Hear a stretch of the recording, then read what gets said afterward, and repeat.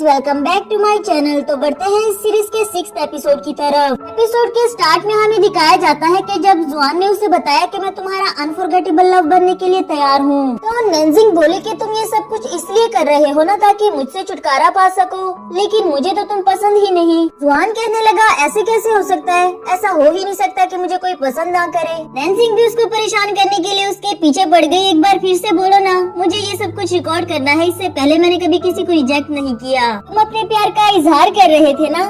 लेकिन जुआन उसे पकड़कर बाहर निकाल देता है और सोचने लगा कि वो यकीनन झूठ बोल रही होगी। रात को भी यही सोच कर वो काफी ज्यादा बेचैन था और यही जानने के लिए वो नैनजिंग के रूम में जाता है, जहां वो नींद में भी काफी स्माइल करते हुए जुआन का नाम लेती है और इससे वो समझ गया कि इसको मुझसे प्यार है, बस बताने में शर्मा रही है। उसके जाते ही नैनजिंग नींद में कहती है, मिस्टर डेविल, अपना ये पैसा लो और अपने एरा में दफा हो जाओ। नेक्स्ट मॉर्निंग जुआन अपने दिल की तसल्ली के लिए एक बार सीसी से भी पूछने के लिए आ गया था और उसके लिए काफी सारा खाना ऑर्डर करवाया। सीसी ने बताया कि नैनजिंग को कभी भी प्यार नहीं हुआ, इनफैक्ट वो तो हैंडसम लड़कों को देखकर नम हो जाती है, उससे मूव भी नहीं किया जाता। ओवरऑल तो यही बताऊंगी कि आज तक उसको कभी भी प्यार नहीं हुआ।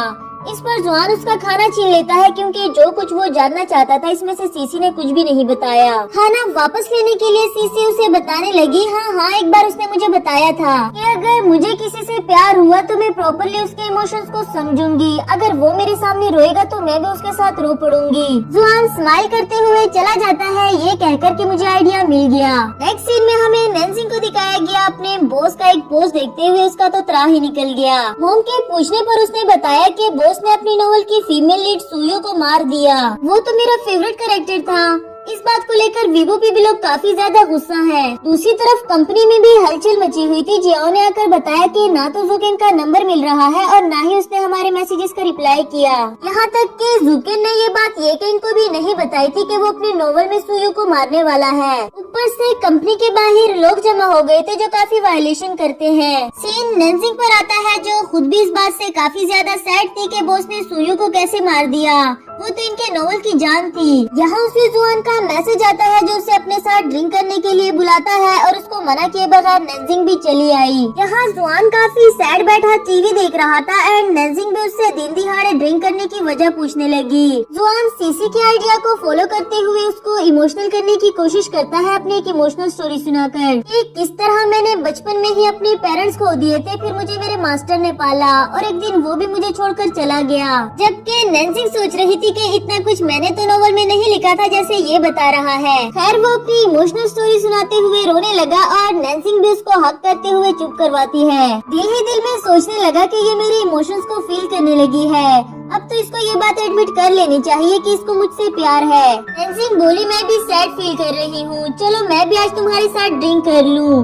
जुआन उससे सैड होने की वजह पूछता है, जिस पर वो कहने लगी बॉस ने अपने नोवेल में सुयो को मार दिया, तुम्हें नहीं पता वो मेरे लिए कितनी इम्पोर्टेंट थी। बेचारा जुआन, जिसे अभी तक ये लग रहा था कि नैनजिंग मेरी वजह से सैड हो गई। नेक्स्ट सीन में ऑफिस आते हुए काफी सारे लोगों ने रास्ता ब्लॉक कर रखा था और नैनजिंग काफी मुश्किल से ऑफिस पहुंची। यहाँ आने के बाद मिस जियाओ ने उसे एक पार्सल पकड़ाकर जुकेन के ऑफिस में भेज दिया और पार्सल रखने के बाद वो इन दोनों के पिक्चर को देखने लगी। इससे पहले के बाहर जा पाती जुकेन और येकेन के आने पर वही ऑफिस में चुप जाती है। यहाँ येकेन कह रही थी कि तुम्हें सुयो को डेट करने से पहले मुझे बताना चाहिए था, तो मैं पहले से प्रिपेयर होकर रहती ना। जिस पर जुकेन बोला, क्या तुमने रिलेशनशिप में आने से पहले मुझे बताया था?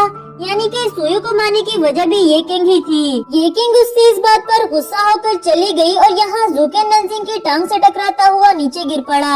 एक बार फिर से एम्बैरेस होने के साथ साथ नैनजिंग का तो चलना ही मुश्किल हो गया। जुकेन उससे यहाँ आने की वजह पूछता है, जिस पर नैनजिंग ने उसे पार्सल दिखाया। ये कहकर जाने लगी और यहाँ जुकेन पार्सल खोलता है जिसमें खून से लदे हुए फेदर्स पड़े थे। उसके साथ साथ नैनजिंग भी काफी डर गई। फिर जुकेन ने उसे ये फेंकने के लिए कहकर किसी को बताने से मना कर दिया। वो अपने बॉस के ऑर्डर को फॉलो तो करती है मगर बाहर जाते ही फौरन से वापस आ गई, ये कहते हुए कि आपको इतनी बड़ी बात सीक्रेट नहीं रखनी चाहिए, हमें इस बारे में पुलिस को बता देना चाहिए, ये तो आपके नोवेल का प्लॉट है। उसने हमारी कंपनी की लोकेशन भी पता लगा ली। जुकिन ने उसको मना कर दिया कि ऐसे तो बहुत सारे लोग हैं, पुलिस किस किस को पकड़ती फिरेगी। इस पर नैनजिंग उससे बहस करने लगी कि आप जो मर्जी कह ले, मैं तो उसको पकड़ कर रहूंगी। वो बोला, तो तुम उसको पकड़ कर मुझे अपनी एबिलिटी दिखाना चाहती हो ताकि मैं तुम्हें रेगुलर स्टाफ बना दूं? तो ठीक है, अगर तुमने उसको पकड़ लिया तो मैं तुम्हें रेगुलर स्टाफ बना दूंगा। वैसे नैनजिंग की ऐसी कोई इंटेंशंस नहीं थी, लेकिन वो अपने बॉस को प्रोटेक्ट करना चाहती है। नेक्स्ट सीन में नैनजिंग वॉशरूम में बैठे पहले तो इस बात से काफी ज्यादा हैरान थी कि आज उसने बॉस से कितने कॉन्फिडेंटली बात की। अब इतनी हिम्मत आ गई तो उसे क्रिमिनल को भी पकड़ना होगा, जिसके लिए वो कॉल लगाती है जुआन को, जबकि वो तो अपनी इमोशनल मूवी देखने में मसरूफ है और बिजी होने का कहकर कॉल ही कट कर दी। नैनजिंग सोचने लगी कि अगर ऐसे नहीं तो क्यों न उसको टेलीपोर्ट किया जाए, और जैसे ही हेल्प के लिए विश करती है जुआन वहाँ पहुँच जाया। कहने लगा तुम्हें कोई बेटर जगह नहीं मिली मुझे बुलाने के लिए, अब बाहर चलो यहाँ से। वही मिस जियाओ भी नैनजिंग का पूछने के लिए आ गई, जो कि वॉशरूम आने से पहले काफी ज्यादा सैड थी। नैनजिंग ने किसी तरह सिचुएशन को संभालते हुए मिस जियाओ को वहाँ से भेज दिया। नेक्स्ट सीन में बाहर आने के बाद नैनजिंग उसको सारी कहानी बताती है और हेल्प के लिए उसकी रिक्वेस्ट करने लगी, क्योंकि उसे जुआन से किसी अच्छी की उम्मीद नहीं थी, लेकिन जुआन तो उसके एक बार कहने पर ही मान गया।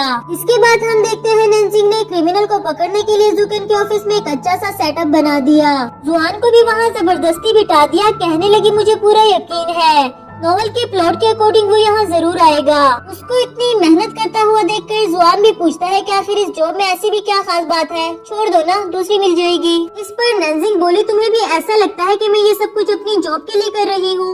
ऐसा नहीं है, मैं बस अपने आइडल बॉस को प्रोटेक्ट करना चाहती हूँ। डैड के इस दुनिया से जाने के बाद मैं बहुत ज्यादा डिप्रेस्ड हो गई थी, और तब मेरी सबसे ज्यादा हेल्प जुकेन ने अपने नॉवेल्स के थ्रू की। वो ये सब कुछ बता ही रही थी कि वहाँ क्रिमिनल आ गया एंड जुकेन उसको पकड़ने के लिए उसके पीछे भागने लगा। नैनजिंग भी गिरते संभलते हुए उसके पीछे जाती है, जहाँ जुआन स्टेयर्स में इंजर्ड होकर नीचे पड़ा था। उसे इस हाल में देखकर नैनजिंग एम्बुलेंस बुलाने ही वाली थी कि जुआन ने उसको रोक दिया, ये कहकर कि अब बहुत देर हो चुकी, हम दोनों का साथ यही तक था। ये कहकर आंखें बंद कर दिए और नैनजिंग उसे रोते हुए सॉरी करती है, उसे आंखें खोलने के लिए कह रही थी।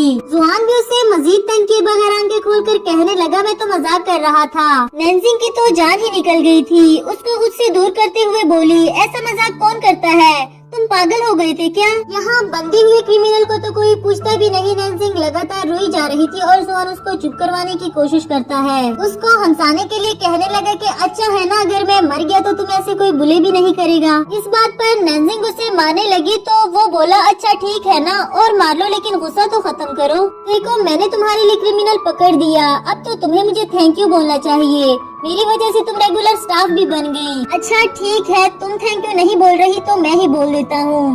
इस पर नैनजिंग का भी मूड कुछ बेटर हुआ। कहने लगी तुम्हें ऐसा मजाक नहीं करना चाहिए था, कम से कम उन लोगों के बारे में तो सोचो जिन्हें तुम्हारी परवाह है। जुआन भी उसकी बातों को फील करते हुए प्रॉमिस कर देता है कि आइंदा इस तरह का मजाक कभी नहीं करूँगा। नेक्स्ट सीन में ये कहेंगे इन दोनों को भी डांटती है कि तुम दोनों ने ऐसी बचकाना हरकत कैसे की, मुझे इस बारे में क्यों नहीं बताया? अगर नैनजिंग के उसके नेबर को कुछ हो जाता तो फिर क्या करते? जुकेन बोला ये सारी की सारी गलती नैनजिंग की ही है, मैंने तो सिर्फ हाँ बोला था, तो उसे मेरी बातों को सीरियस लेने की क्या जरूरत थी?